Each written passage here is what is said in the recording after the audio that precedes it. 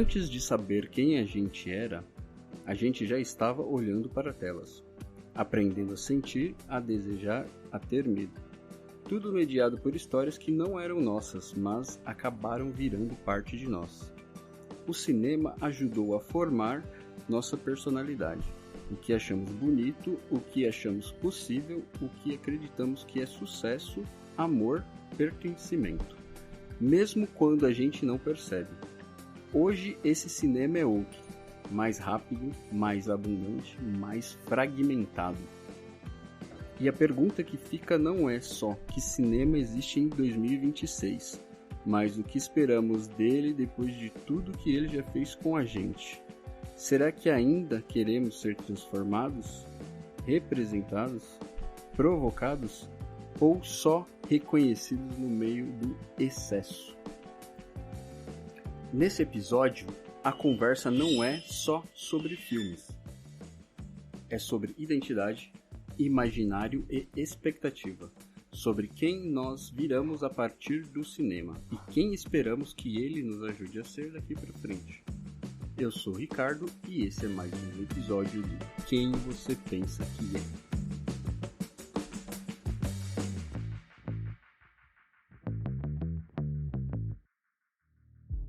Quem é você? Quem você pensa que é? Quem é você? Quem é você? Quem você pensa que é? Quem é você? Quem você pensa que Quem é? você Quem é pensa você? que é? Quem você pensa que é? Quem você Quem é pensa você? que é? Você pensa que Quem é? você Quem pensa você que Quem é é? você? Quem Quem é Quem você? você Quem é pensa você? que é? Quem é Quem você você? pensa que é? Quem você Quem pensa é que você? é? pensa que é? Quem você pensa? Quem Quem é você pensa você? que é? Quem você Quem pensa que você é? pensa que é? Quem é você? Quem você você pensa pensa que que é?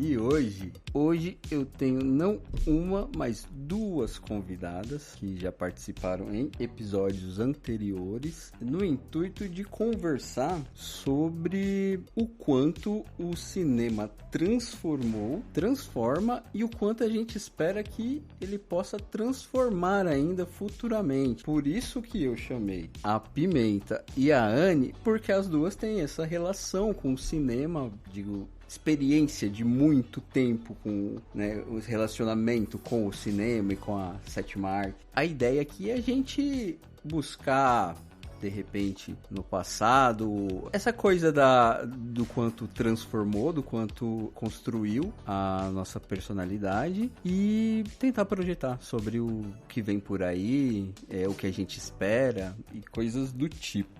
Como vocês duas já participaram anteriormente, eu acho que a gente vai pular aquela perguntinha do esquenta lá, que é só para engatilhar a conversa. Todo mundo que ouve o Quem Você Pensa Que É já conhece, né? Já conhece tanto a Anne quanto a Pimenta. Então a gente pode meio que já ir pro assunto em si. E aí eu queria começar perguntando sobre essa parte do passado mesmo, sabe? Eu queria saber sobre se vocês têm um filme ou um tipo de filme que vocês pensam que moldou a personalidade e o gosto por cinema das duas. Pode ser, como eu falei, um filme em específico que eu falei, esse filme aqui, depois dele nada foi o mesmo, ou pode ser uma coisa que você fala, não, eu estava habituado, convivendo, assistindo esse tipo de filme e ele foi construindo, aí eu digo a personalidade, tanto a personalidade quanto essa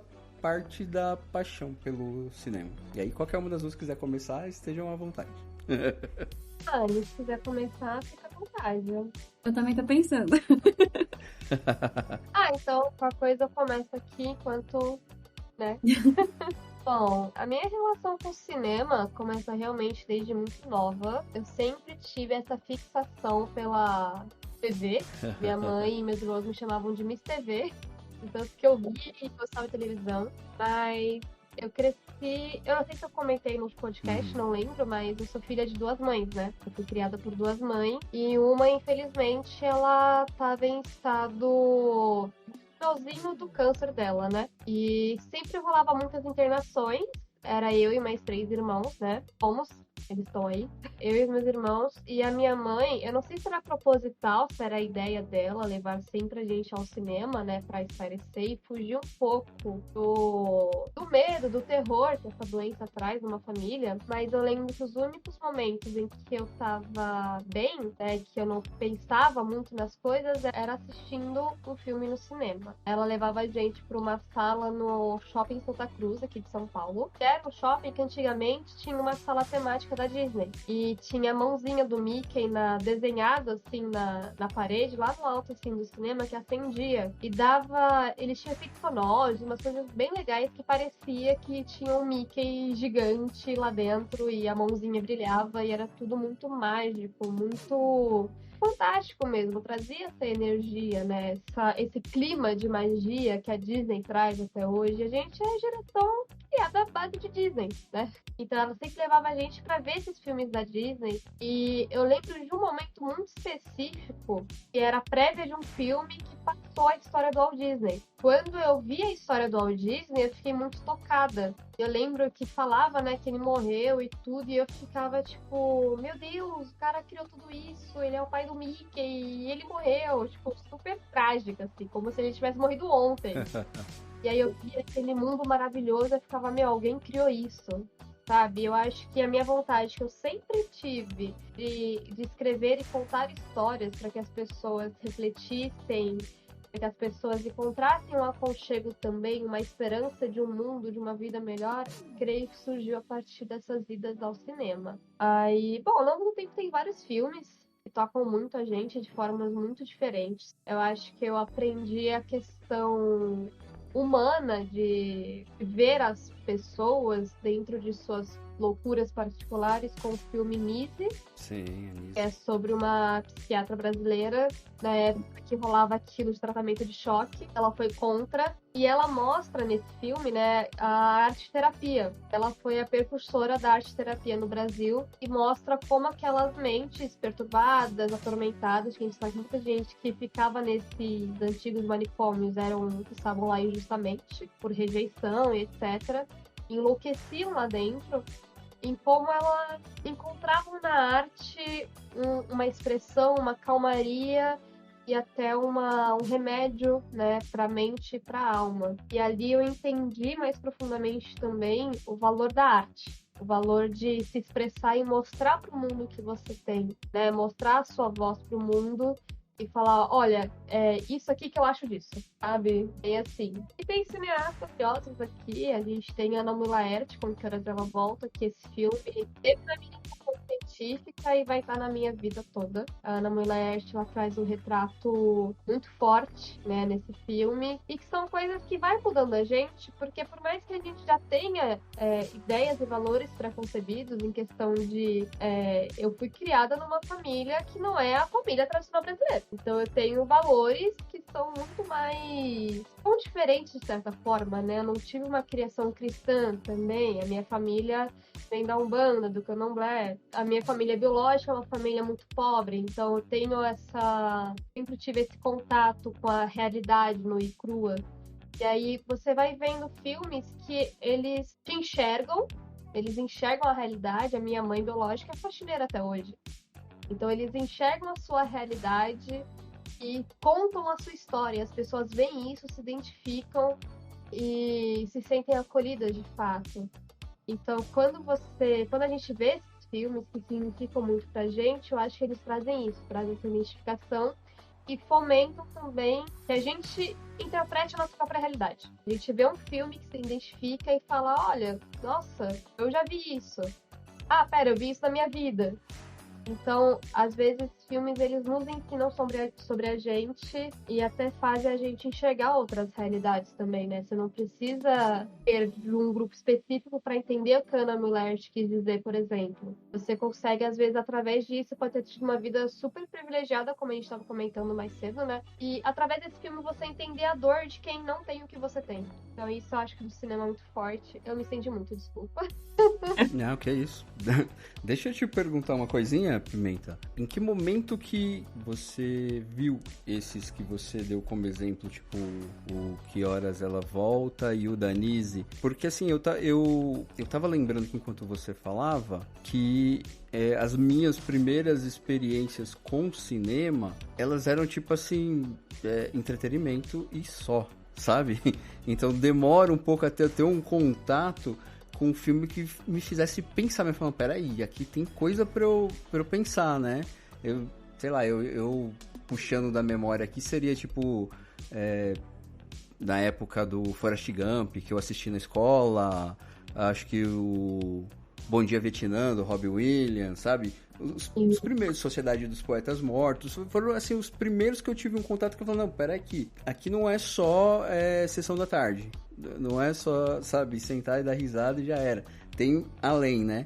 Mas demorou um tempo. O primeiro contato com o cinema, se eu não me engano, cinema mesmo, a sala, o primeiro filme que eu assisti foi aquele Street Fighter do Van Damme, sabe? Eu acho que todo e qualquer filme ensina alguma coisa pra gente e sobre a gente, né? Esses filmes que eu mencionei foram mais se eu não me engano, na época da adolescência, entre escola e faculdade. Acho que foi mais na época da escola, um pouco antes da faculdade. E foi... acho que tava quente.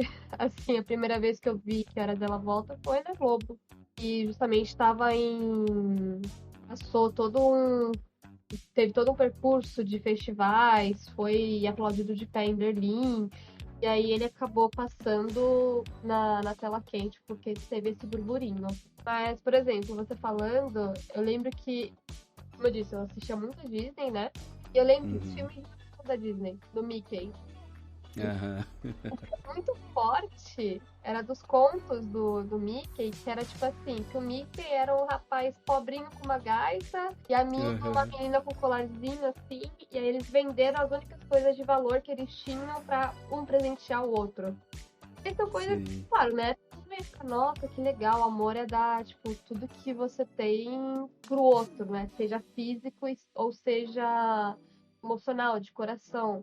E no final, meio que, tipo assim, eles... Pô, eu não tenho mais o que combina com o presente que você me deu, porque eu vendi pra te comprar o presente. A gente não raciocina aquilo, mas são mensagens que elas acabam ficando na gente. Cenas de solidariedade, cenas bobinhas que às vezes mostram pra gente que a vida é diferente ou pode ser diferente, que tem valores que a gente precisa carregar, como esse do amor, né? De se dedicar a alguém, de dar o que você tem pro outro e ter isso em troca também.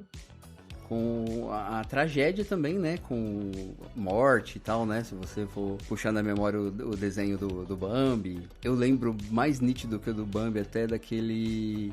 Um que é dos dinossauros, que é Busca do Vale Encantado, que passa lá... Nossa, esse desenho acabava comigo. Ele sofrendo pela manhã. Total. E é um primeiro contato, né? Que você tá ali no... Tipo, você começa a assistir um desenho, tipo, nossa, diversão, né? Os dinossauros, que bonitinho e tal, né? Você vê se tá e de repente, pá! Não, é que, tipo, a obra do período em que o Walt Disney esteve vivo... da obra do Walt Disney tinha esse fator muito... que ele gostava que as obras estivessem ali por conta de como ele mesmo percebia e sentia o mundo, né? Tanto é que a gente vê esse traço do personagem que é órfão em praticamente todas as criações Disney clássicas, e isso vem do próprio sentimento do Walt Disney de sentir como se, tipo, de querer acreditar que existia uma outra família, porque ele sentia que ele era rejeitado pelo próprio pai dele. Então tem tudo isso, tipo, na biografia dele, explica um pouco melhor dessa questão dos filmes Disney. Assim, claro, muitos são adaptados de contos que já existiam, mas tinha esse traço ali, entendendo pro drama, por conta de toda essa visão mais profunda que ele mesmo tinha em relação ao mundo, assim, de sentimentos de rejeição, sentimentos de solitude, sentimentos de impotência. Então, ele tentava trazer isso para suas criações e eram as histórias que o estúdio acabou cativando, né? Todos nós aqui estamos falando de Disney mais de 100 anos depois. Mas eu fiz um caminho meio diferente, assim, Tanto é que eu travei nessa pergunta de um filme, porque, na verdade, foi assim, eu sempre gostei de escrever. Eu acho que é por influência da minha irmã mais velha, porque eu sou filha adotiva também. E quando a minha mãe me adotou, as minhas irmãs, elas já eram quase adultas, elas já tinham, tipo, mais de 16 anos. Então, a fase em que eu fui criança, a minha casa só tinha adultos. E a minha mãe, ela tinha uma educação bem rigorosa, assim, ela não gostava nem de me deixar brincar com outras crianças, porque ela tinha um medo de que a educação das outras crianças não fosse a educação que ela queria que eu tivesse. Então, tipo, era uma coisa meio assim. Então, eu era muito sozinha, ficava muito tempo sozinha, eu tinha permissão de brincar 1 hora por dia, 1 vez por semana, com outras crianças. Então, acabava que eu me forçava muito a imaginar coisas, tipo, interagir com amigos imaginários e afins. E aí, como eu via que a minha irmã mais velha gostava muito de ler, e ela estava sempre lendo, eu cismei que eu queria ser escritora. Porque na minha cabeça de criança, eu ia escrever livros e ela ia ler. E ela ia me dar atenção, aquela coisa, né? O irmão mais velho. E aí, era até uma coisa engraçada, assim, que minha mãe me dava cadernos, que eu pedia pra ela, e ela achava que ela ia ler, tipo, alguma confissão, assim, de namoradinhos, segredinhos, e aí só tinha história, muita história. E assim, foi meio por esse caminho. Aí, no ensino médio, eu sempre eu comecei a estudar teatro, no teatro eu não queria atuar, eu queria escrever peças de teatro, isso na infância.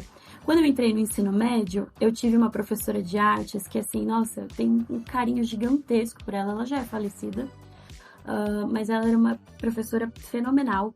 E a metodologia dela era assim, ela não só passava a teoria, mas ela fazia com que a gente testasse todas as artes. Então, a gente vai falar sobre pintura a óleo, então a gente vai fazer pintura a óleo. A gente vai falar sobre escultura, a gente vai fazer escultura. E aí, chegou no cinema e a gente aprendeu a fazer stop motion. Que massa. E aí o mundo foi tipo, uau! Se abriu diante dos meus olhos do tipo, nossa, eu posso contar histórias através de animações. Quer dizer, já era, assim, Disney, DreamWorks, até aquelas animações antigas, alternativas, não sei de qual estúdio, que vendia nas banquinhas de jornais, as fitas VHS. Conhecia muita animação, só que na minha cabeça era uma coisa muito impossível de ser feita. Não sei explicar, mas, tipo, minha percepção de animação era isso. E aí, quando ela fez a gente, tipo, no passo a passo, como fazer stop motion, aí eu, nossa, pirei. Quero fazer stop motion, quero estudar animação. E eu coloquei aquilo na minha cabeça, eu vou estudar animação. E aí, segui tentando entrar na faculdade para fazer cinema de animação, só que nesse meio tempo de prestar vestibular e fazer a faculdade em si, eu acabei fazendo outros cursos. E aí, em rádio e TV, foi que eu me apaixonei pelo audiovisual em si. Então, não teve aquela coisa assim, tipo, foi nesse momento que eu vi esse filme mudou completamente. Foi a própria experimentação, foi gostar de criar histórias desde muito novinha. E aí, a experimentação da animação e me identificar com a animação e sentir que eu poderia criar histórias animadas. E aí, no audiovisual, o que aconteceu foi uma questão mais social. Foi de, tipo, aprender sobre sociologia, sobre filosofia, e ver a comunicação não mais como apenas a criação dos universos que eu queria que existissem, mas também uma forma de levar mensagens para as pessoas, de educar, de trazer novas visões, novas percepções de mundo, né? E aí até essa questão a Pimenta tava falando sobre o que horas ela volta, eu lembro que assim, a minha mãe, ela foi empregada, a minha mãe adotiva, ela nasceu, tipo assim, ela foi empregada doméstica nos anos 50, ela tinha 6 anos de idade, a primeira casa que ela trabalhou como doméstica. Isso era comum, diz ela, tipo, tinha outras crianças que trabalhavam, ela era a única, tipo, ela sempre falava que isso era normal da época, né? Triste a gente pensar isso, mas assim, ela era empregada doméstica, e quando eu mostrei o que horas ela volta pra ela, eu lembro que ela ficou brava com a menina, a filha a que faz, eu esqueci o nome dos personagens, mas a que faz a filha da Regina Casé. E aí ela falava, como que pode? Minha mãe, com aquela mentalidade, tipo assim, não pode comer na mesma mesa que seus patrões. Não pode, se o seu patrão te oferecer alguma coisa, é por educação, não é pra você aceitar nada. Você não pode se sentir confortável, porque, tipo assim, na cabeça dela, essa era a visão de mundo, né? E foi em trazer esse diálogo, que é uma das coisas que eu acho que que mais me preocupa na comunicação e no cinema em si, é criar filmes que façam com que as pessoas consigam refletir aquela situação, né? Porque eu não gostaria que minha mãe chegasse até o final da vida dela com esse sentimento de inferioridade, de tipo assim, eu sou menos humana praticamente, que a pessoa que paga meu salário, né? Então, acaba entrando nesse viés social que foi muito forte, e até, né, no sentido de a pós foi guiada por isso também. Inclusive, a Pimenta citou a Anísio da Silveira, estudei muito ela na pós, porque eu fiz arte terapia na pós, né? E aí a minha pesquisa toda foi focada nesse assunto, em a influência do consumo de entretenimento no nosso emocional e relações. Então, eu quis estudar como que a gente ressignifica as coisas que a gente assiste e aplica isso no mundo. Então, percepções que a gente tem de amor, de amizade, de mérito e de pertencimento, entre outras coisas. Então, acaba sendo um universo muito amplo. Aí eu tive que terminar a pesquisa correndo, porque eu tinha que entregar para me formar, mas até hoje eu sigo trabalhando nela, porque é um universo, né? Muita coisa pra gente estudar, e parece que quanto mais você vai estudando, mais coisas tem pra falar. E basicamente a minha trajetória com o cinema foi essa, assim, não tem um filme que eu te diga assim, eu assisti isso e isso mudou a minha vida, mas foi o processo de querer criar e de ver essas criações como algo possível, né? De não entender aquele universo, mas aí ver que isso era possível de ser feito. Então, basicamente é isso, assim. Claro, tenho filmes que eu amo de paixão e que me inspiram artisticamente, mas não assim, que me fez entrar na área do cinema em si. Mas, assim, tipo, igual o exemplo que eu dei, que eu não tô em área de cinema nenhuma, igual vocês, entendeu? Então, o exemplo que eu dei foi, tipo, filmes que eles criaram em mim uma percepção diferente de analisar coisas sobre natureza humana, e, assim, construiu a minha personalidade no sentido de ser uma pessoa que gosta de refletir sobre essas coisas, né? Tanto é que, assim, eu passo metade da minha vida lendo filosofia e depois me aprofundando em literatura. Já hoje eu leio quase de tudo, terror, etc e tal. Mas, assim, talvez eu não sei dizer, porque eu acho que quase ninguém sabe dizer com certeza isso, né? Mas talvez a minha influência comece ali. Mas como eu tava dizendo, tipo, como influência na personalidade, sabe? Construção da personalidade, entende? Eu citei esses que foram filmes que falam, cara, sabe? Principalmente quando você fala do Robin Williams, que passava muito em sessão da tarde, sabe? Que eu acho que quando eu tive contato com eles já eram, tipo, bem antiguinhos já, né? Então passava a tardezinha, assim, nesses, né? E foram filmes que me fizeram, tipo, pensar em outra coisa além do entretenimento em si, sentar pra ver um filme e dar risada, entende?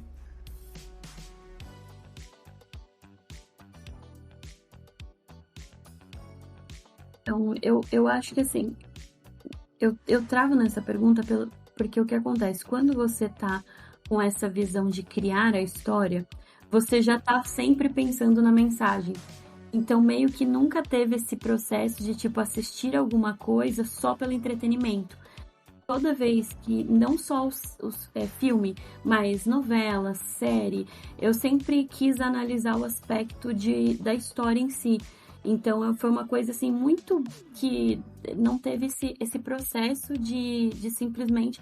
Tanto é que eu até fico brava comigo mesma, porque às vezes eu quero, tipo, relaxar mentalmente e só assistir uma coisa, sabe? Tipo, só descansar a cabeça. E eu não consigo.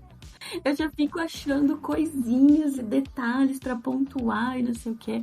E isso acaba sendo um pouco... Até quando eu vou escrever... me irrito comigo agora, porque o que acontece? Depois que... Eu não sei se a Pimenta teve esse processo também na escrita dela, mas, tipo assim, depois que você faz a faculdade de cinema, e você estuda roteiro, parece que quando você vai criar uma história, você já pensa na adaptação da história pra quando ela for ser audiovisual.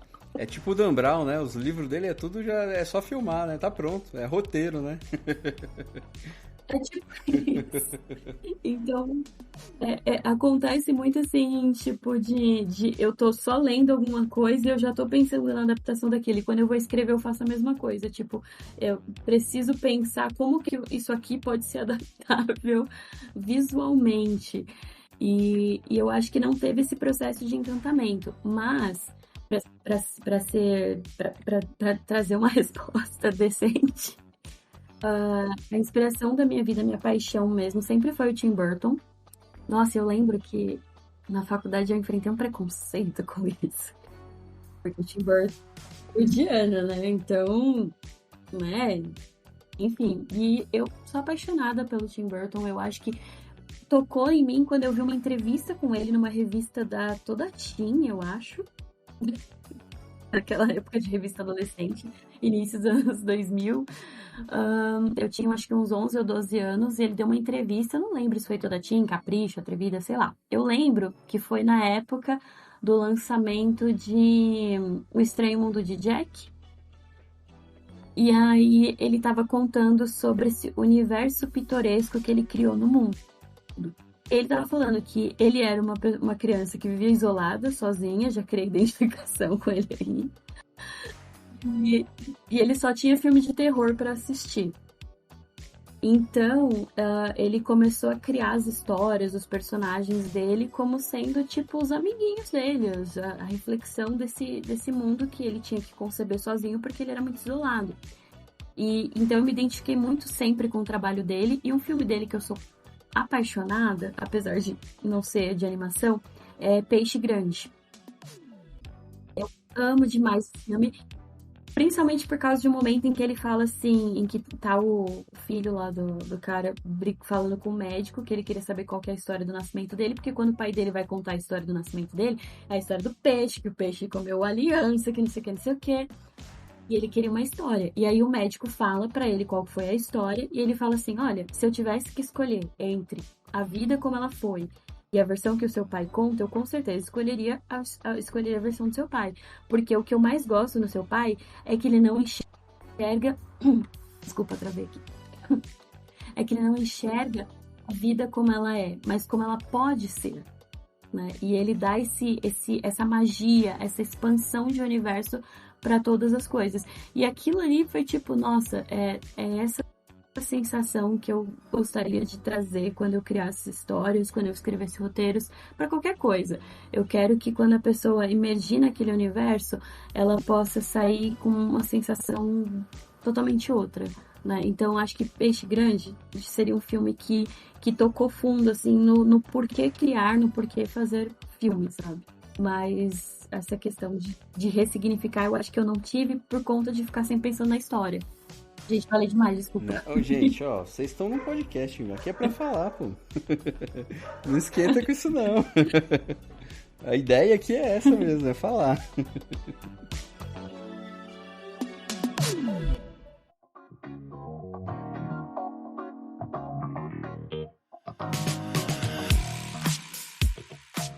Talvez você ache um pouco complicado também, Anne, por conta dessa resposta, mas assim, preciso perguntar. Tem um pouquinho a ver no sentido de a gente ter... como que eu explico? Calma aí. Deixa o meu cachorro explicar aqui, que ele tá aqui junto comigo falando. Tá, quando a gente olha um pouco assim pro presente e pro futuro até... tem alguma coisa que vocês acham que o cinema não pode perder para ele não... Sabe, a coisa que vocês veem como fundamental, assim, tipo, cara, isso daqui, pra mim, faz parte integrante do que é cinema. Ele tem que estar fazendo isso daqui. Se ele não tá fazendo isso aqui, ele tá sendo menos, ou ele tá perdendo, ou... Sabe? Nesse sentido. Então, eu acho que eu falei que talvez fosse um pouco complicado, porque eu acho que essa pergunta vai num quê meio nostálgico também, né? Na ideia do tipo assim, isso daqui é muito importante pra mim porque isso daqui tem a ver com a experiência que me, né? E isso aqui, pra mim, é a minha definição de cinema. Então, se de repente eu perco isso aqui, cinema é menos cinema, sabe? Eu acho que uma coisa que até teve grandes polêmicas sobre, né? A gente teve muita discussão sobre IA, a gente teve muita discussão sobre, que nem a última temporada de Stranger Things, que houve esse boato, eu não sei até onde é verídico, até onde não é, que a Netflix mandou emburrecer os roteiros para que as pessoas assistissem com o celular. Ah, tá. Então, eu acho que eu não vou nem entrar na questão de assistir com o celular, de como as pessoas têm que assistir filmes e séries, mas na questão de... Eu acho que o que o cinema não pode perder é a alma e a criatividade. E também a autenticidade.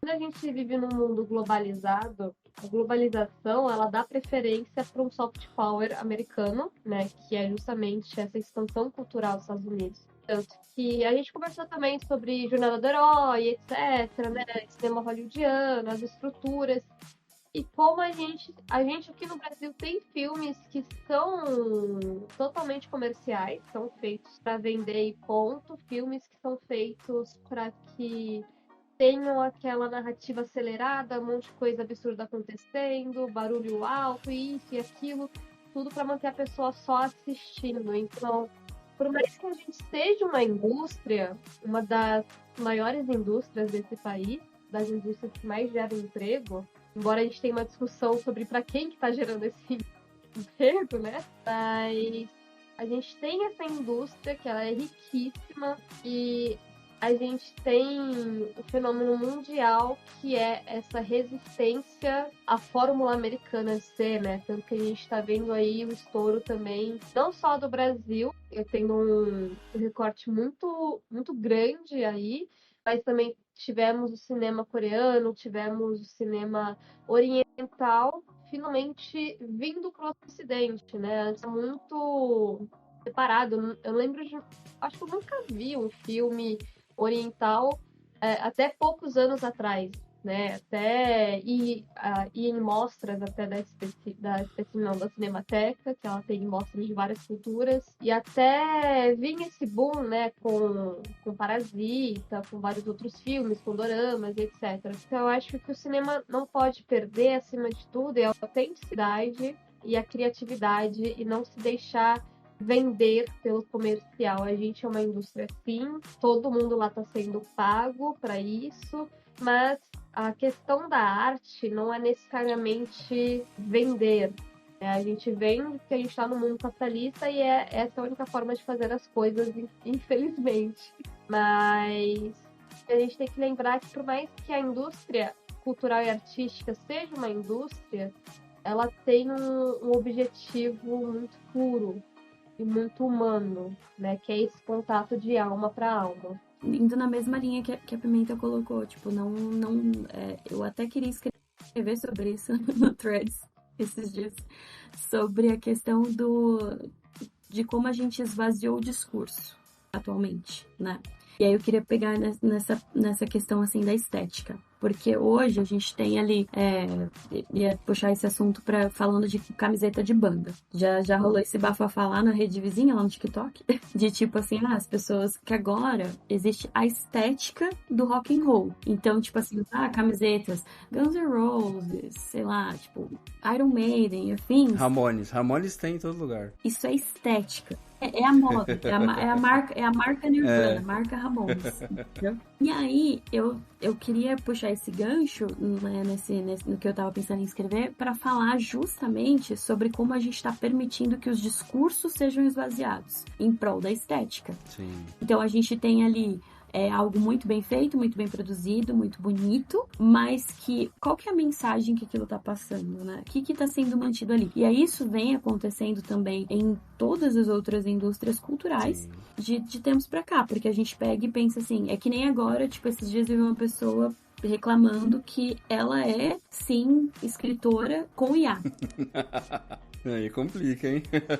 E aí a gente tava tentando explicar pra ela que o que a IA, tipo assim, ela pede, cria um cenário assim, porque ela sabe fazer prompt. Nossa. Então, na cabeça dela, porque ela lança o prompt pra IA, o que a IA devolve pra ela é a criação dela. Nossa.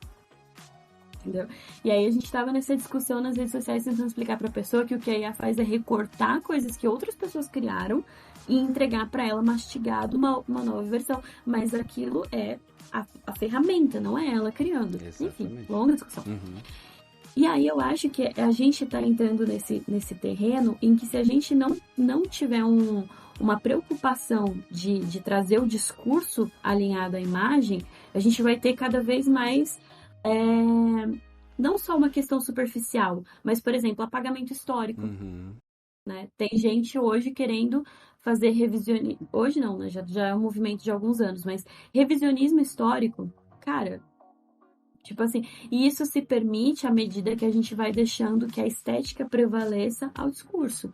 Então, tipo assim, não é simplesmente usar a camiseta do Nirvana porque eu gosto dessa estética rock and roll. Sabor roqueiro, sabe? né? Usar sabendo o que a banda defendia, o que a banda falava, sobre o que eram as músicas que eles escreviam. Uhum. Então, eu espero que o cinema, ele não perca o sentido, né? Porque mesmo quando a gente vai pegar blockbusters para analisar, por exemplo, que são filmes que são tipicamente comerciais, né? Mesmo quando a gente vai pegar esses filmes, são esses filmes que educam a população. E quando a gente traz ali, eis a grande questão, né? Que foi até, isso faz parte ali das teorias da comunicação, e a gente vai entrando ali no âmbito da Segunda Guerra, por exemplo. Trazer de maneira subliminar também pode ser feito num filme blockbuster. Totalmente. Então, tipo assim, às vezes a gente pode pensar que é só uma coisinha leve pra curtir, pra relaxar, mas ali por trás existem sinais, existem simbologias, existem intuitos, né? E aí eu pego muito no pé disso, na parte da comunicação, porque eu fiquei meio com esse vício, assim, de analisar tudo nas entrelinhas das coisas. E assim, só que aí eu tenho que tomar o cuidado de falar sobre isso pra não parecer a tia conspiracionista também. Mas essa é uma preocupação que eu acho que a gente deveria ter para o cinema no futuro, é não pensar em, tipo assim, sei lá, obviamente vão ter produtoras, estúdios e afins que vão começar a fazer coisas com IA, e aí hoje eu vi a denúncia de uma autora falando que ela pagou uma editora para fazer a revisão do texto dela do livro, que ela vai publicar, e aí ela achou, tipo, sabe aquela frase clássica do ChatGPT, aqui está o que você me pediu? Uhum. Tinha isso Meu no meio Deus. do texto que devolveram para ela.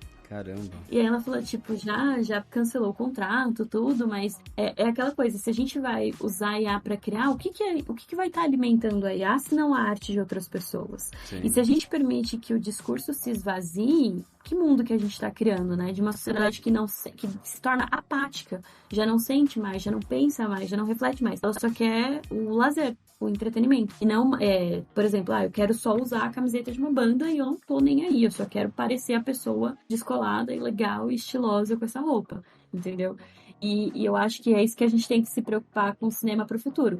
Não permitir que ele se torne, que nem a Pimenta tava falando, tipo, não deixar que ele perca, que ele se torne uma coisa puramente comercial, só o lucro e o que a gente vai estar transmitindo para as pessoas. Até porque a gente sabe que, tipo, não vai ser só alegoria. De alguma forma, terão mensagens ali que serão recebidas pela população. E quem que vai trazer essas mensagens, né? Então, acho que é isso. Eu tô meio italiana, eu tô gesticulando. Cara, eu pensei em várias coisas enquanto você falava, Anne, que tem um cenário caótico quando a gente pensa nos dias de hoje, nesse sentido da estética, né, e no sentido do que a Pimenta comentou também, que é o rolê da segunda tela, que aí vai para além do Stranger Things, né, que essa discussão tá rolando já para outras séries, que é tipo, cara, a série tem que ser uma coisa que o cara consegue assistir sem perder nada e scrollar a tela ao mesmo tempo do celular, né? Embora, assim, esses dias eu vi no programa do do Edson Castro, ele falando com um cara que é especialista em HQ, que foi uma conversa interessante, sabe? Falando que a novela já isso sempre foi, né? Ela é uma coisa meio que feita para você assistir enquanto você faz outra coisa em casa, né? Então, isso aí sempre, sabe, não é uma mudança tão radical, né? Mas, pra mim, cai no campo da educação isso daí, porque para além do... Eu tava falando isso ontem, eu gravei um episódio ontem com uma professora e para além dessa problema do simplificação de roteiro, problema desse cenário caótico que é meio que uma guerra pelo tempo, né? Então você faz qualquer coisa só pra pessoa ficar ali, passar o tempo dela o mais tempo possível no seu produto e tal. Eu acho que a gente cai no campo da educação no sentido da gente estar perdendo capacidade de interpretar. Aí entra esse negócio que você falou da roupa, sabor roqueiro, né? Que eu lembrei que você citou o Nirvana e tem uma música dele que é especificamente sobre isso. A música chama In Bloom, que o refrão é tipo, ele canta o refrão com a gente, blá blá blá, mas ele não entendeu porra nenhuma do que a gente tá falando, sabe? É o cara da estética, literalmente, é o cara que ele tá aqui pela trend, e aí quando a trend passar ele vai embora junto. E aí a gente tem que pensar nessa ideia de... Pra mim é um negócio que, sei lá, o cinema ele tem essa divisão entre o que é só entretenimento e esse cinema que é formador, né? E tem... Hoje talvez esse negócio de... A gente tá tão individualista, separa demais esse negócio, porque eu acho que a gente cresceu convivendo com os dois. A gente cresceu, tipo... hoje eu assisto... o Jim Carrey no Todo-Poderoso, no O Mentiroso, e amanhã a gente assiste o Forrest Gump, sabe? Então a gente cresceu convivendo com tudo isso, né? Mas aí esse negócio de bolha que a gente vive hoje, que todo mundo, tipo assim, cara, eu só quero aquilo que eu gosto e eu só sei interpretar aquilo ali. Se você me der isso aqui, eu já não sei o que fazer com isso daqui. É um cenário complicado quando a gente pensa até no nosso futuro como pessoa. Se você tipo, não sabe mais interpretar o que vem para você num livro, num filme, né, no que é entretenimento, sei lá, é complicado. Para mim, o que faria mais falta no cinema seria perder isso aí de tá ajudando a gente entender o mundo e a gente, sabe? Né? Aí talvez tenha um quê de os cachorros querendo participar. Talvez tenha um quê de misturar com o que é mais emocional, talvez mais intimista, né? Os exemplos que eu tenho de filmes que me fizeram pensar em outras coisas são filmes que de alguma maneira eles tentam entender a natureza humana, né? E talvez ele passe como entretenimento, igual muitos filmes do próprio Jim Carrey, tipo o Show de Truman. Ele passa como entretenimento, mas ele é um filme profundo, absurdamente existencialista, um negócio bizarro, né? Sei lá, talvez essa capacidade de continuar ensinando a gente a entender, né, a natureza humana e o mundo, talvez até sem perceber, como um blockbuster, assim, né? A Anne citou o exemplo do que seria o que a gente não deve aprender, que é a ideia do, sei lá, o sonho americano, que a gente entendeu por muito tempo aqui no Brasil como o sonho americano. Nossa, eu queria morar nos Estados Unidos, porque, sabe? E aí a gente, com a globalização, a gente entende que não poderia estar mais distante da realidade o que é viver lá, né? Quer dizer, a gente comprou por muito tempo a vida perfeita que vinha de Hollywood, dos filmes e tal. Então talvez se a gente conseguir escapar disso e interpretar o que é importante de verdade no que é produzido, né? Sei lá. Um efeito cômico das redes sociais foi que esses dias eu fui parar em um post gringo que dizia assim: qual foi a maior mentira que os filmes contaram pra você? Só que era um post de uma pessoa, tipo, uma americana, fazendo isso. E aí eu fui lendo os comentários e eu falei, então mentiram pra eles também. mentiram pra eles também enganaram eles. E é engraçado quando a gente fala desse mito do sonho americano, né? Porque tava refletindo esses dias que eu tinha uma cinebiografia muito, muito forte de um advogado, né? Que ele veio de uma família muito pobre lá dos Estados Unidos, tudo, lá de Ohio. E aí eu fiquei, tipo assim, nossa, o SUS teria resolvido metade dos problemas desse garoto. Um SUS, um CAPS, um ProUni. Meu Deus, teria resolvido não metade, de metade a 90%, né? E aí eu comecei a olhar aquilo e é muito do que a Anne falou também, que a gente analisa demais tudo que a gente assiste. Pra eu me tranquilizar, eu tenho que ver uma série ou um filme que eu já vi 5 vezes. Sim. E eu ainda me pego refletindo sobre, tipo, nossa, eu não parei pra pensar nisso, né? Aham. Era Uma Vez um Sonho, tem na Netflix. Eu parei e pensei, nossa, eles vendem até as histórias de sofrimento Sim. social como superação, como história de superação. E a sociedade como um todo, né, a brasileira, comprou muito isso. Tem até o Emicida que ele fala sobre isso, né, sobre... Eu não vou lembrar direito, eu ouvi essa música hoje do Emicida, mas eu não vou lembrar a frase dele, mas é... A pessoa glorifica quem corre com fratura exposta.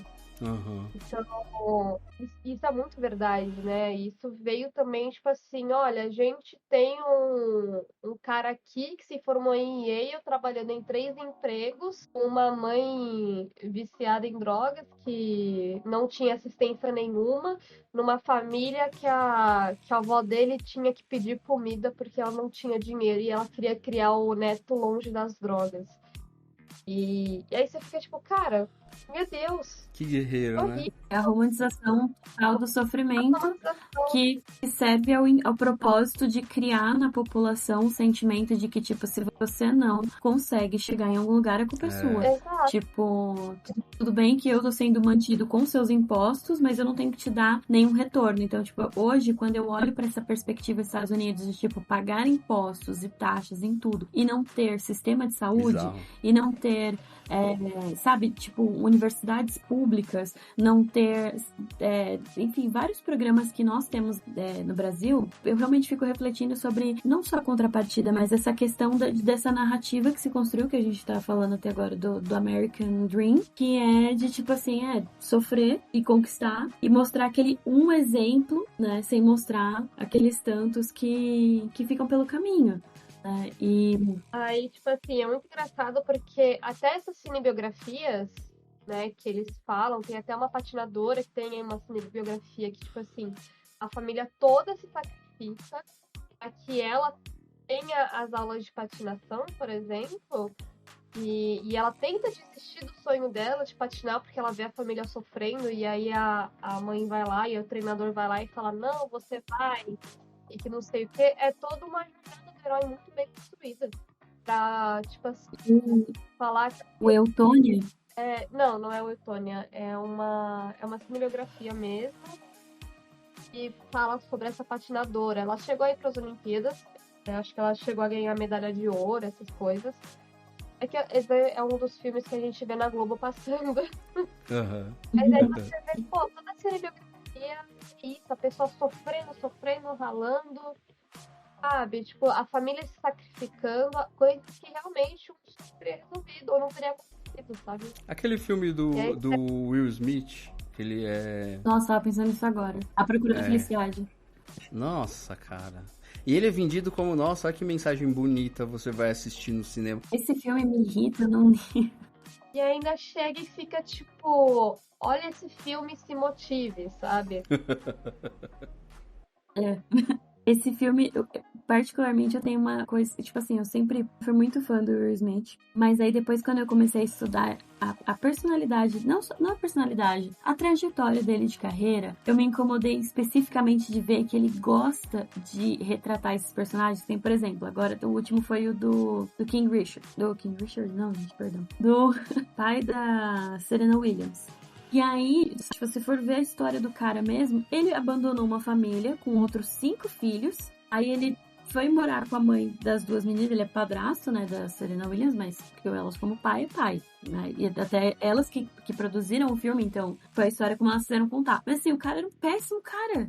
Ele era péssimo ser humano, ele abandonou 5 crianças com fome, sabe? A história do A Procura da Felicidade, que é tipo, eles tinham 2 filhos, ele não tinha um filho só. Aí, tipo, conta a versão como se ele tivesse sido coitado, que ficou ali cuidando da criança sozinho, sendo que, tipo, ele deixou o outro filho, porque foi um acordo. Cada um ficou cuidando de um filho. E aí pinta a mulher como a pior pessoa do mundo, que não apoiou o sonho, a luta dele, não sei o que e tal. Só que ninguém conta a versão de que ele pegava toda vez o dinheiro do casal, gastava nas ideias mirabolantes dele, eles iam parar na rua, eles passavam fome, e aí chegou um momento que ela falou, olha, não dá mais pra continuar assim, sabe? Se a história fosse contada com esse viés, ela não seria um monstro que o filme pinta, né?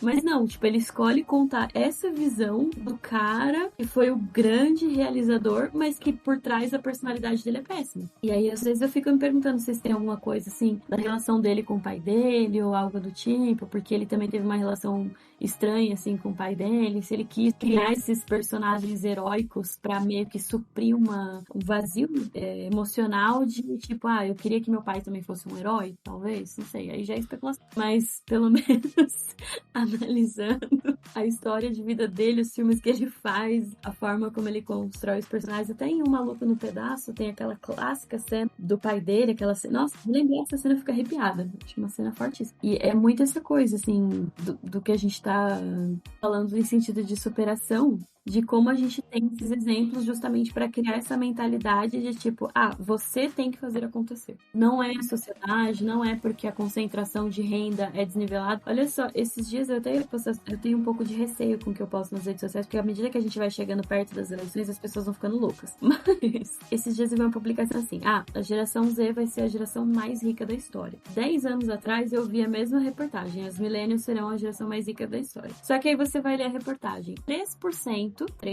da geração Z são herdeiros de bilionários hoje. 3% da geração Z vai ficar com 90% do patrimônio do mundo através de herança. O que vai acontecer com os outros 97% da geração Z? Então, tipo, não é a geração Z. É aquela pequena parcela de pessoas que vão continuar concentrando a maior parte da renda do mundo. Simples assim. Assim como dos millennials foi a mesma coisa. 70% dos millennials não, tipo assim, os millennials herdaram mais, né, em sentido de, até por ser uma geração maior em números de nascimento, mas 30% dos millennials foram herdeiros, 70% tá ralando.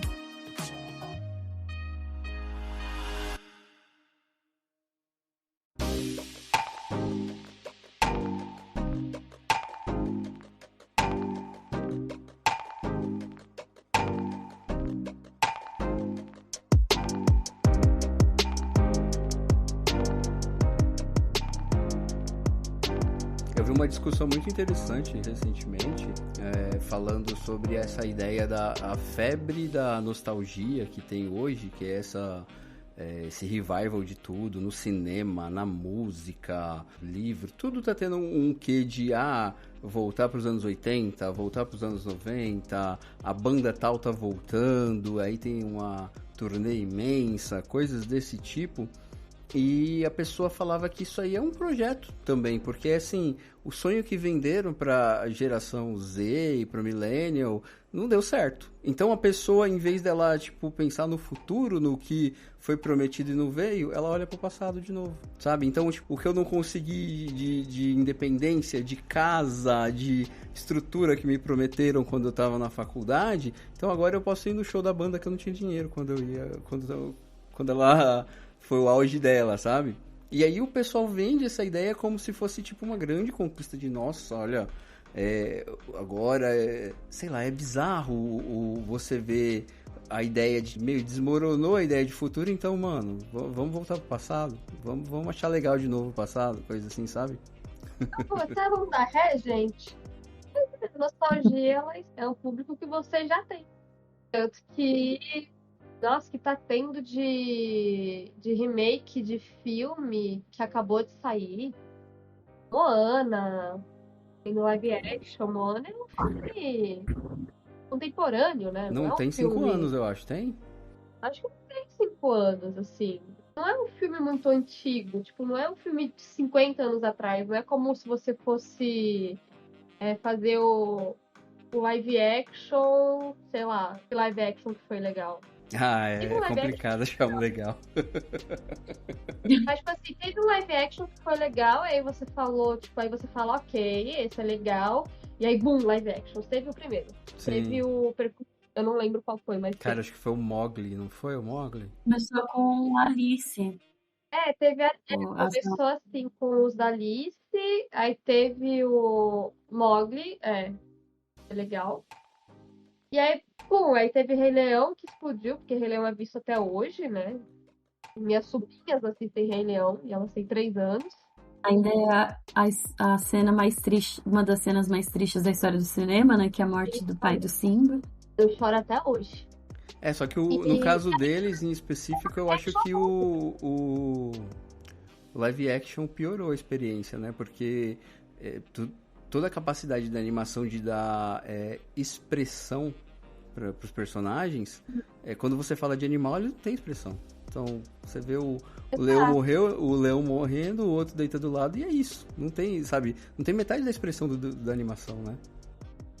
Então. Eu tenho um pé muito atrás com live action, eu confesso. Eu gosto quando ele vai por um caminho tipo Cruella, sabe? Que pegou ali uma perspectiva do personagem e fez uma nova história, sabe? Aí eu já acho que dá um bom resultado. Agora, a adaptação da animação pro live action, eu acho que é pura nostalgia, porque a sensação que eu tenho assistindo, óbvio, isso é gosto pessoal, a sensação que eu tenho é que eu tô vendo Mutantes da Record. Muito bom. Porque, assim, tem coisas que elas só funcionam na animação. Só na animação, é verdade. Então, tipo assim, parece muito forçado. Que nem Cinderela. Cara, Cinderela foi uma adaptação um live action que eu acho que foi muito, muito bem construído. Porque eles tiraram o recurso do que é gostoso de você ver na animação. Os ratinhos ali, tendo o universozinho deles, o que, as coisinhas deles, as intriguinhas deles. Isso aí é uma coisa muito gostosa da animação. Aí você vai ver isso no live action, ficaria super esquisito. Então eles foram muito perspicazes de tipo assim, não, a gente vai manter a magia, vai ter a fada madrinha, recurso e tal, mas a gente vai tornar isso uma história humana. Uma coisa que a gente consegue viver a experiência no mundo real, né? Assim, vai ter o recurso de magia, como outros filmes. Tô falando, tem filmes que nunca foram animação e já foram direto pro live action. E que tem magia, que tem poderes, que tem não sei o quê. Mas eu acho que são construções diferentes. Tipo, elas já são uma construção que dá um embasamento da realidade. Agora, a animação, ela tem esse recurso de imaginação disponível. Mas, desculpem voltar ao assunto, só essa questão da nostalgia, pra mim ela é instrumento político, sabe? É totalmente político. Porque quando a gente vai ver os movimentos aí a gente vê regimes autoritários se erguendo, sempre eles bebem dessa nostalgia de tipo, aquele tempo em que as coisas eram boas. Uhum. Quando naquela época, não sei o que, não sei o que. Que nem, por exemplo, a gente falar que hoje os filmes, as séries e as novelas e tudo tem militância. Pega a Família Dinossauro, Nossa. da década de 80. Família Dinossauro é maravilhoso, cara. Meu... Sim, total. Muitos filmes, muitas coisas. Tudo tinha uma mensagem ali. O que acontecia é que ou a gente era criança demais pra entender, ou a gente só, tipo, tá nesse processo de apagamento, porque é muito mais fácil a gente simpatizar com o momento da nossa vida em que tudo passou. Então, tipo assim, eu caí e me machuquei no passado, mas eu superei. Eu me magoei no passado, mas eu superei. Então, você não olha para o passado com um sentimento de preocupação, de ansiedade, de dúvida, de medo que o futuro exerce. E aí você tem esse apelo de nostalgia muito grande que faz com que as pessoas vamos voltar às coisas como eram antes, vamos resgatar a essência, lembra quando não... E aí a gente vai tendo retrocesso de direitos, retrocesso de políticas públicas, retrocesso na sociedade como um todo.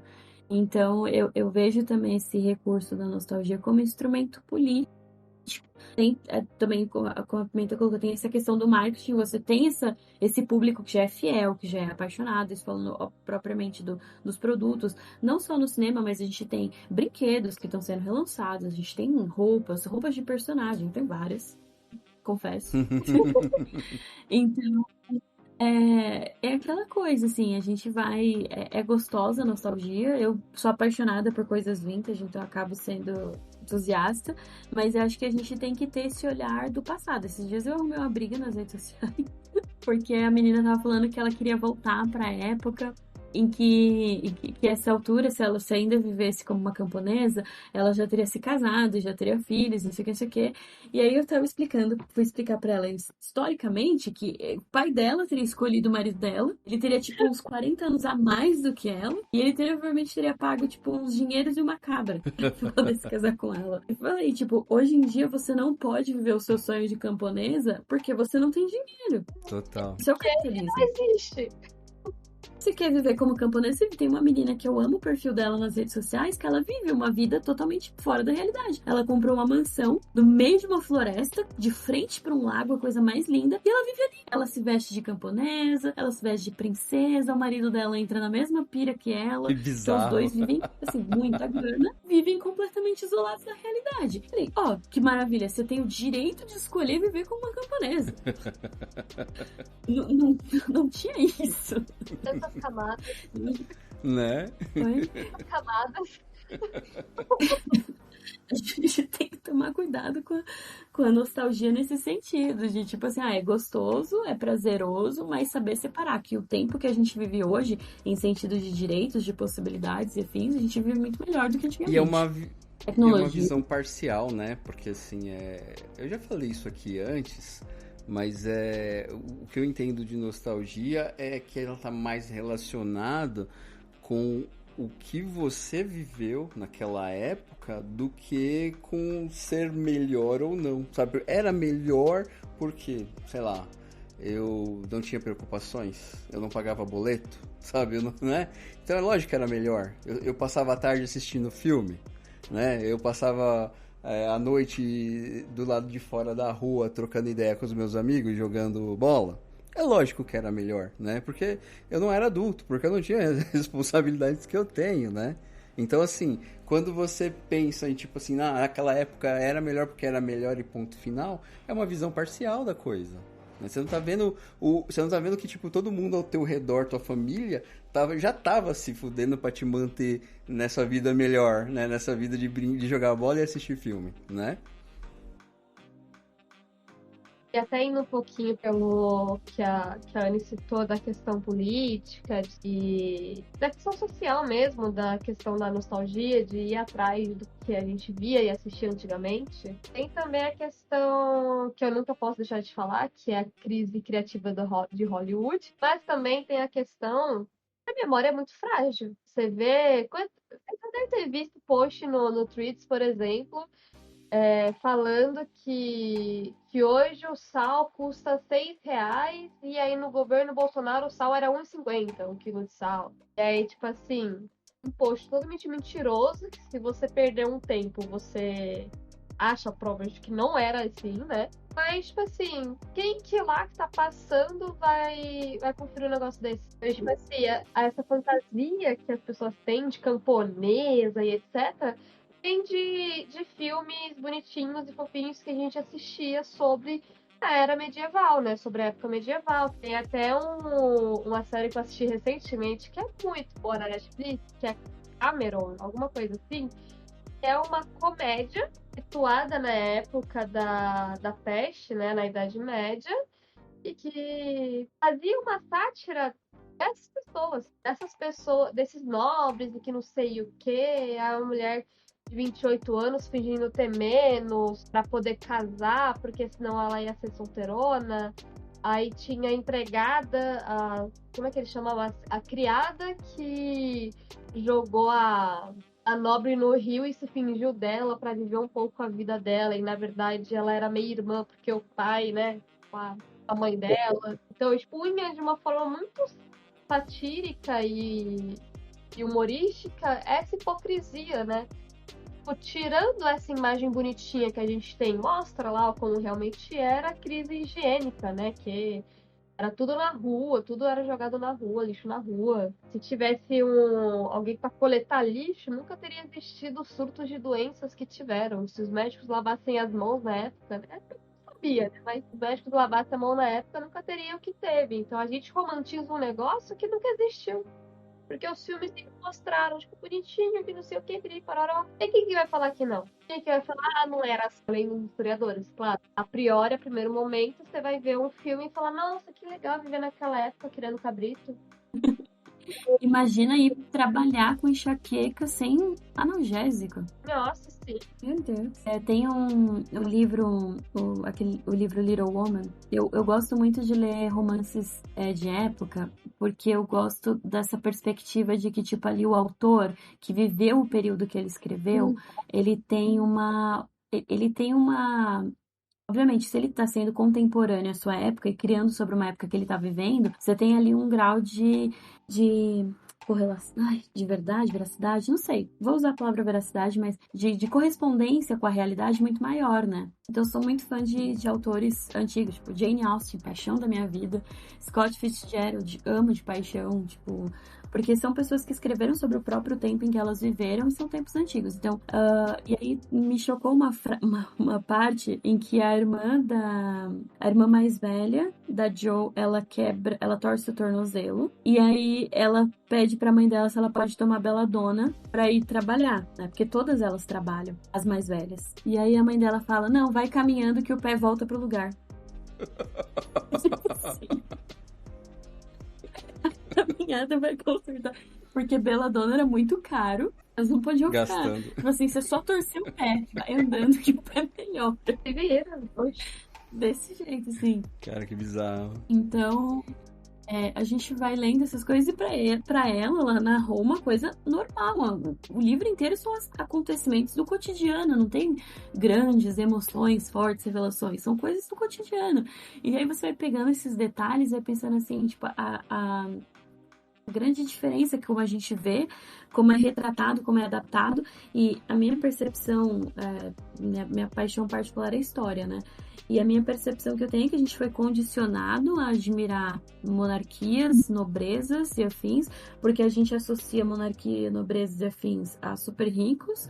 Quando a gente associa as duas coisas, a gente tem fetiche, a gente tem admiração, a gente tem desejo, a gente tem inspiração naquelas figuras para não reproduzir, por exemplo, Revolução Francesa. Total. Porque a Revolução Francesa, Revolução Bolchevique, a população morrendo de frio, morrendo de fome, miséria, problemas e afins. E como que é mostrado isso? Anastácia, bailes, e ela linda, e dançando, com vestido, não sei o quê, e a avó amorosa, ai, minha netinha tá aqui, a caixinha de música, nananana. Enquanto isso, o pai dela tava mandando fuzilar a gente, porque tava protestando, porque tava passando fome, entendeu? Então aí você pensa, nossa, coitadinha da Anastácia, né, tadinha.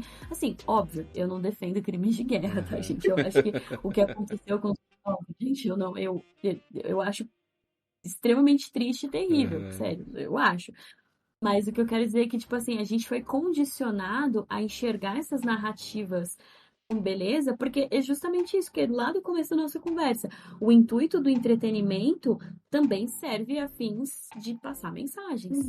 Então, se a gente tem uma população que, tipo, tem o sonho americano, tem a monarquia que é bonita, não sei o que e tal, você nunca vai enxergar as desigualdades na sociedade, você não vai se revoltar, você não vai lutar contra o sistema, você vai se adaptar ao sistema e vai talvez morrer tentando, né? Eu tenho um amigo que é diretor de escola e ele me pediu para dar uma palestra sobre redes sociais, sobre algoritmo, carreira nas redes sociais, e eu falei pra ele que talvez a carreira ia ser meio desmotivacional. Não, tipo assim, eu falei, eu quero trazer a realidade, né? Trabalhar hoje com redes e viver de rede é possível, inclusive eu encorajo todo mundo a tentar. Eu realmente acho que se você sente vontade de criar conteúdo e você quer viver de redes, eu super encorajo as pessoas, porque tem o bônus, que é muito bônus, né? Que é muito positivo. Agora tem que ter os pés no chão no sentido de, tipo assim, é trabalho. É trabalhoso, encontrar assunto, é trabalhoso competir com outras pessoas que também estão tentando viver de conteúdo, é trabalhoso fechar parcerias, é trabalhoso ganhar dinheiro com esse meio, porque muita gente pensa na monetização, né, no AdSense. Só que o AdSense são centavos. Então, o que lucra mesmo nas redes sociais hoje é você ter publicidade, é você ter parcerias, é você lançar produtos, é uma outra área, assim, das redes sociais. Então, essa questão da gente trazer a realidade, dá pra não ser uma coisa tão desmotivacional, não, assim, tipo, desista de tudo. Por exemplo, dá pra gente falar da monarquia como pessoas humanas, como pessoas reais, né? E não com esse nível de romantização e tudo muito perfeito, e tudo muito bonito. E isso não torna a vida impossível, isso não torna a vida uma coisa ruim ou difícil, sei lá. Não sei se eu viajei muito agora falando. Mas é mais ou menos esse caminho, assim, de... Eu queria falar sobre o Agente Secreto, tá? Já vai concorrer o ano que vem. Eu não assisti ainda, eu queria falar mais sobre... Cara... Vai parecer que eu sou um velho ranzinza, porque provavelmente eu sou. Mas assim, eu queria saber de vocês se vocês veem, tipo, a relevância, assim, se é essa coisa gigante que às vezes a gente faz parecer esse rolê do Oscar. Porque, assim, tem toda a sua importância, visibilidade, né? Tanto é que um ano depois da Fernanda ter ganhado lá, já tá o Brasil de novo né, sendo visto e tal, né? Mas assim, cara, quando eu digo que eu tô ranzinza é porque eu acho que é tipo um clubinho de gente branca premiando gente branca, sabe? E assim, eu já fui do rolê de assistir a premiação toda e nossa, que da hora, não sei o que, e hoje pra mim fala, será que é tão importante assim? Eu queria saber de vocês que de repente entendem melhor do que eu até, né? Eu acho que o Oscar e uma grande parte aí das premiações, eu acho que ela não tem que ser relevante para nós como validação do nosso talento. Até porque tem muitos filmes brasileiros que, ó, estouram os filmes americanos, tá bom? Tranquilamente. Mas eu acho que o Oscar ele não tem que ter a validação da gente. Mas o Oscar, a gente ganhar o Oscar significa a gente ganhar deles no jogo deles. Porque o americano, né, a instituição americana, a gente viu nos últimos acontecimentos. Eles entram onde eles querem entrar, seja com cultura e, historicamente, de outras formas agressivas também. Mas eles adentram muito com soft power, né, com o que a gente conversou todo esse tempo, né, de globalização, American Dream, etc. Mas eu acho que pra gente ganhar o Oscar é um grande feito, porque a gente ganhando deles no jogo deles. Se você reparar, é basicamente o que você falou, é as mesmas pessoas sendo premiadas o tempo todo, sabe? E um latino tá lá é muito grande, porque significa que a gente, de alguma forma, calou a boca deles, né? E quanto mais brasileiro, quanto mais latino é indicado, mais eles adentram a academia e votam. Então, isso vai democratizando o nosso acesso e vai mostrando cada vez mais o nosso poder, o nosso soft power, né? A cultura brasileira, que a gente tem um cinema que ele é historicamente de guerrilha. A gente tem nomes fortíssimos, né? Como o famoso Welber Rocha, a gente tem o cinema novo, a gente tem Eles Não Usam Black Tie, a gente tem cinema que... O nosso cinema, ele é uma expressão política. Ele é um aviso à sociedade que essas pessoas existem. E o curioso é que a gente tem uma indústria elitizada, mas a gente tem uma cultura que é pautada, né, a partir da luta de classes. né, da reivindicação da voz. Então isso é muito curioso, eu ainda vou pegar para estudar essa dinâmica, que a gente tem uma indústria muito elitizada, tanto que Walter Salles é o herdeiro do Itaú e bancou toda a corrida ao Oscar, né? A gente tem Kleber Mendonça, e para mim eu adoro o que ele faz, as críticas que ele faz nos filmes dele. A Plural veio antes, né? Veio antes da Agente Secreta. É um filme fortíssimo, com fortes críticas justamente a essa polarização, né? Do famoso latino neonazista, né? Essa hipocrisia, essa ironia. Ele brinca com isso, ele traz isso nesse filme. Então, e uma coisa muito forte que o Kleber Mendonça fala e o Wagner Moura também fala é, tipo, jovens cineastas brasileiros, façam filmes. Ele fala isso na premiação, né? Que ele... Foi do New York Critics Award? Acho que foi. Inclusive... Não é o Critic Choice? Acho que foi esse. Foi o que ele recebeu o prêmio no tapete vermelho. Tipo, você ganhou melhor diretor, e é isso, sabe? Foi um dos casos. E aí eles tentaram remendar, e aí ele dá esse discurso no final. E aí a gente entra na questão que eu comentei, tipo, quem que vai fazer? Quem são os jovens cineastas, né? É aquele que nem a Anne falou, que tem 5 mil para fazer um curta-metragem todo semestre, ou é aquele que nem a gente que trabalha, que tem que pagar conta e faz um filme no pouco tempo que tem disponível, né? Pegar do domingo, abdicar do seu descanso para você ir lá e fazer arte. Então, isso mostra pra gente... A história do Wagner também é muito bonita, ele, Lázaro Ramos, né?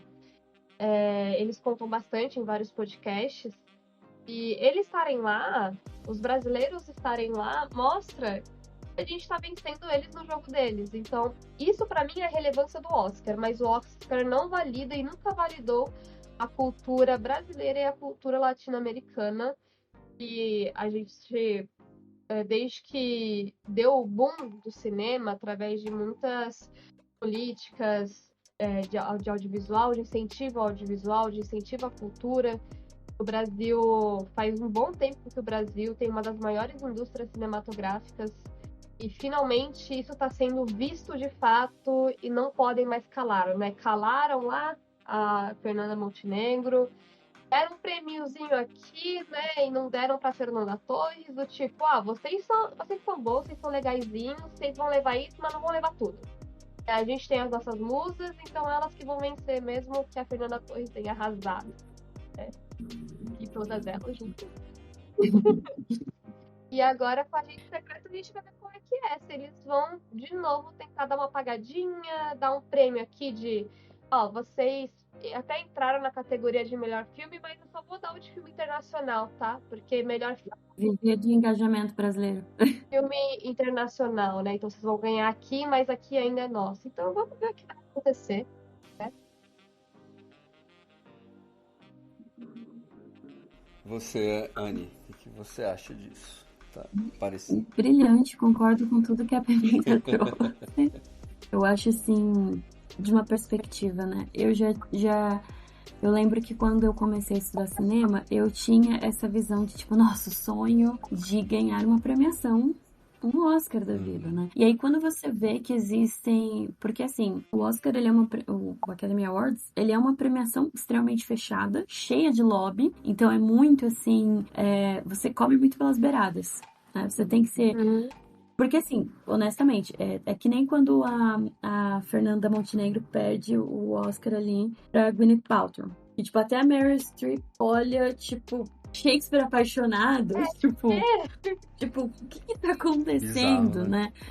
E é uma coisa assim, e aí tem toda uma discussão sobre como o Oscar, ao longo de toda a sua existência, foi um lobby, né?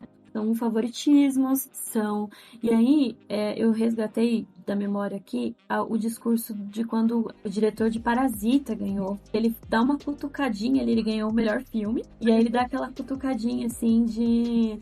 Se vocês se esforçassem para ler as legendas, vocês conheceriam um mundo de filmes que são muito bons, né?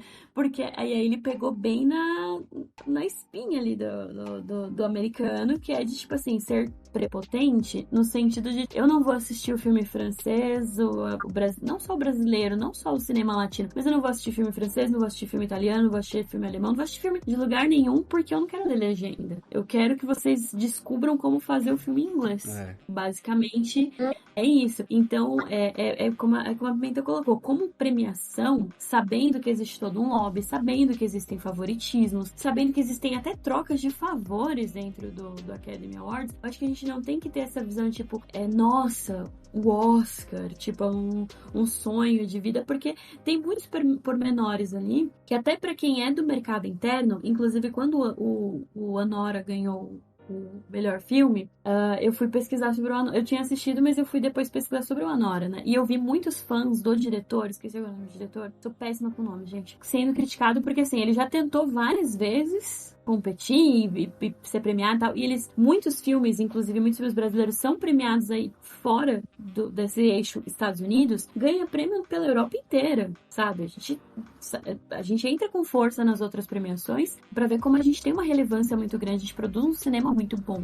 Mas o que tem a mídia ali, o fetiche, a imaginação do público geral, o Oscar, né? Então é aquela coisa, é a gente vencer, como a Pimenta colocou, vencer no jogo deles, já dá uma baita, dá um boost, assim, e vira a atenção dos olhos do mundo pro Brasil, para consumir nossa arte, para consumir nossos filmes, o que é muito positivo também, até para ampliar o mercado, oferecer oportunidades, isso é muito importante também, mas como premiação realmente não é aquela coisa que a gente possa pensar, nossa, isso aqui é só concluindo essa linha de raciocínio do que ganhou do diretor de Anora, e muita gente criticou que, tipo assim, ele tanto bateu na tecla, tipo, cinema alternativo, não sei o que, vou fazer filme com celular e não sei o que e tal, e ele só conseguiu, tipo, emplacar ali a Anora quando ele gastou uma fortuna em equipamento. Então, tipo assim, a Anora foi feita com uma câmera de $150 mil. Nossa, bizarro. Tipo assim, que cinema independente, né? Que foi feito com uma câmera de $150 mil.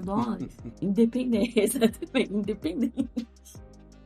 Como a Pimenta tá...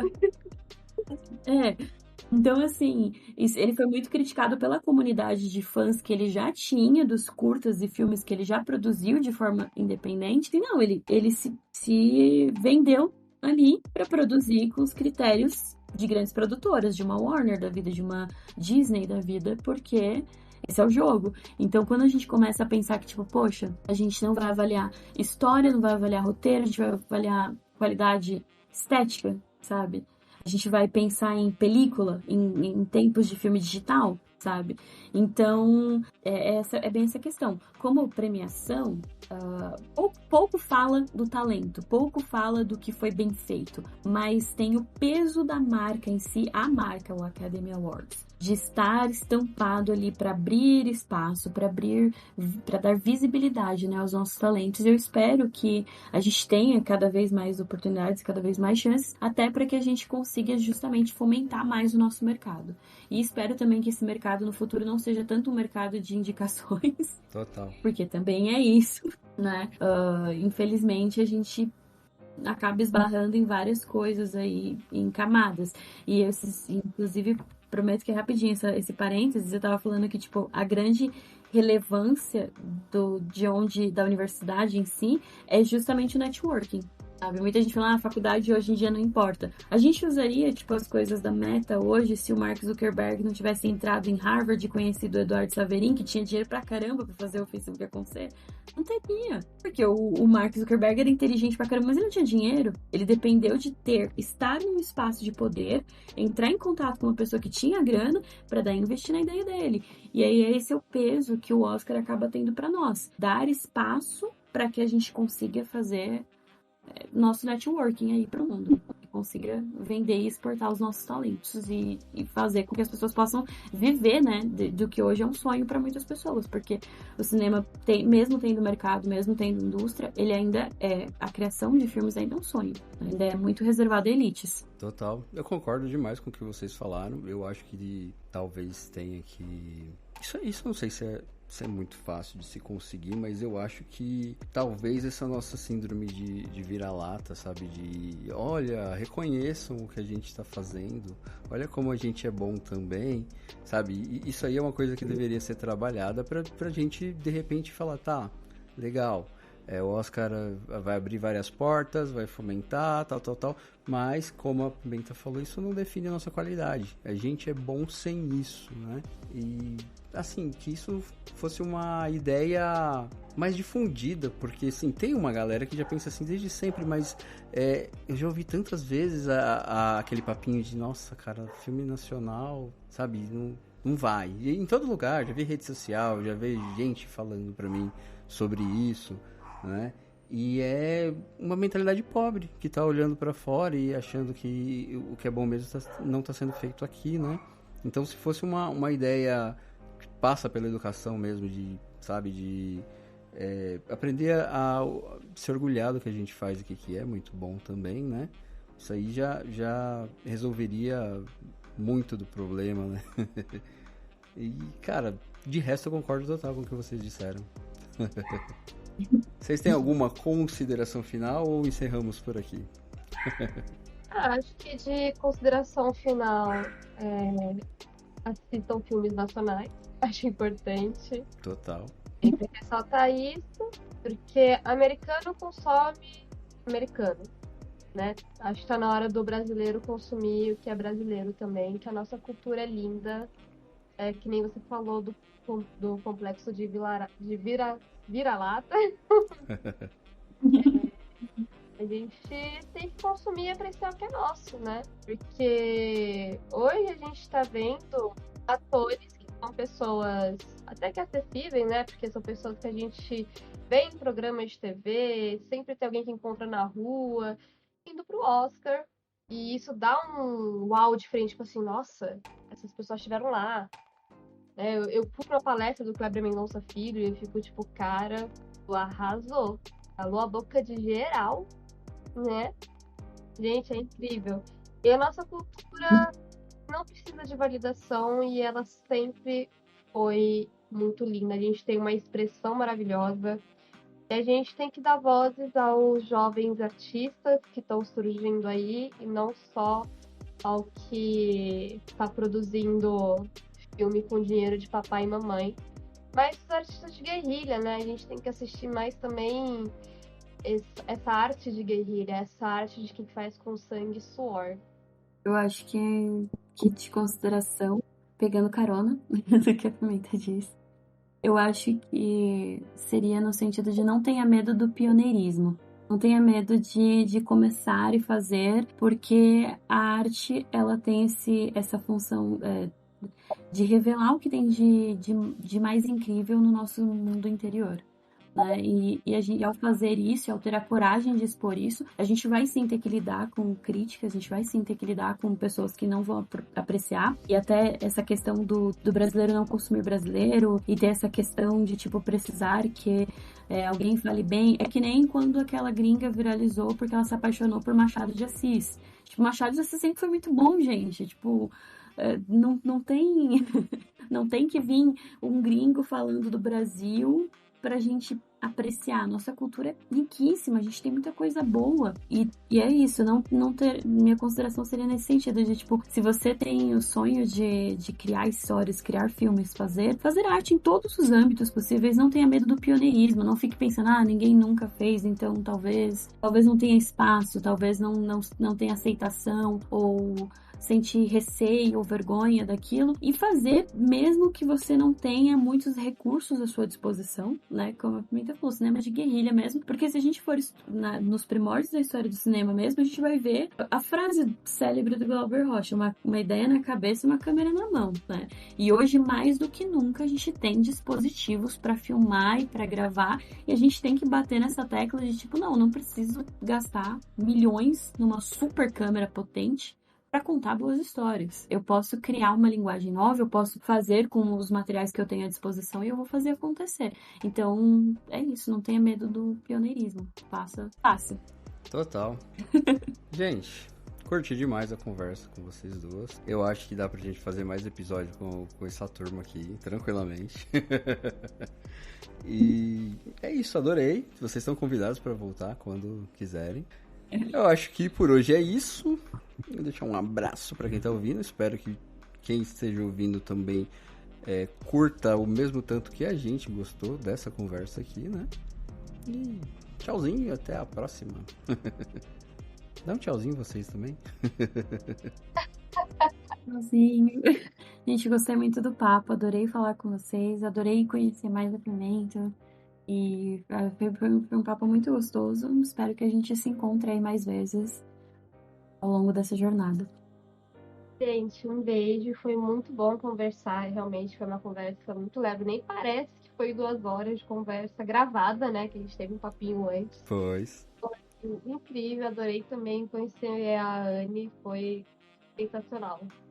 As ideias. É tipo um papo de mesa de bar, né? Eu tava até pensando, será que rola um presencial? Sabe? Né? Eu ia gostar bastante. Pode crer. Ah, eu também. Total.